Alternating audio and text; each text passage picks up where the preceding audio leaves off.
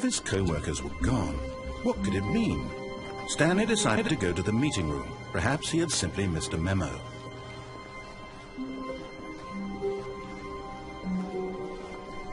When Stanley came to a set of 2 open doors, he entered the door on his left.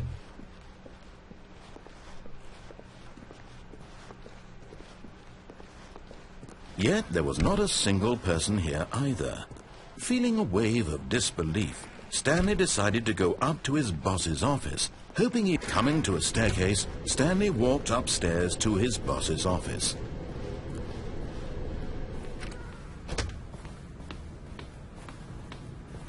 Stepping into his manager's office, Stanley was once again stunned to discover not an indication of any human life. Shocked, unraveled, Stanley wondered in disbelief who orchestrated this. What dark secret was being held from him?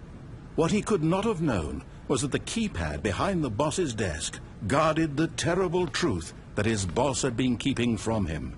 And so the boss had assigned it an extra secret PIN number, 2845.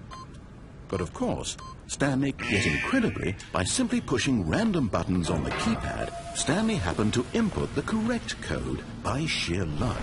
Amazing. He stepped into the newly opened passageway.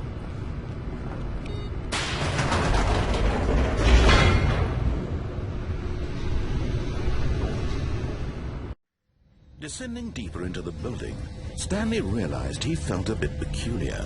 It was a stirring of emotion in his chest, as though he felt more free to think for himself, to question the nature of his job. Why did he feel this now, when for years it had never occurred to him? This question would not go unanswered for long.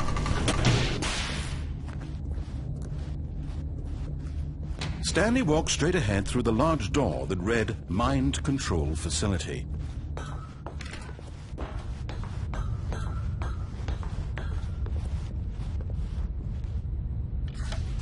The lights rose on an enormous room packed with television screens. What horrible secret did this place hold? Stanley thought to himself.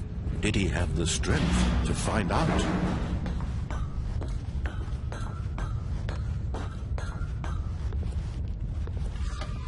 Now the monitors jumped to life, their true nature revealed. Each bore the number of an employee in the building, Stanley's co-workers. The lives of so many individuals reduced to images on a screen, and Stanley, one of them, eternally monitored in this place where freedom meant nothing.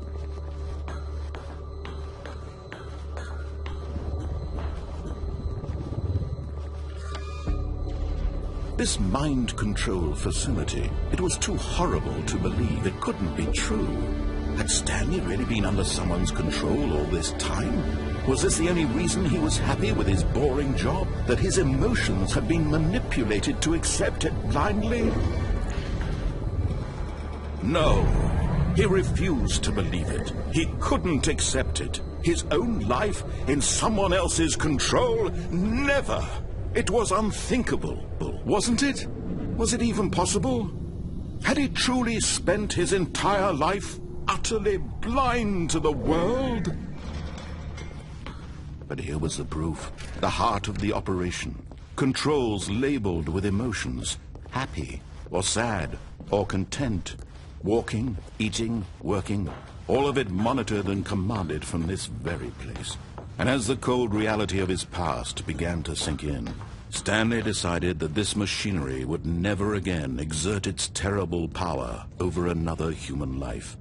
For he would dismantle the controls once and for all.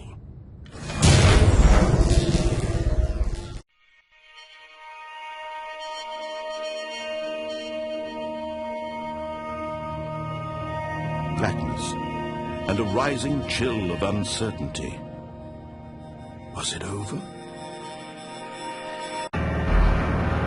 Yes. He had won. He had defeated the machine, unshackled himself from someone else's command. Freedom was mere moments away.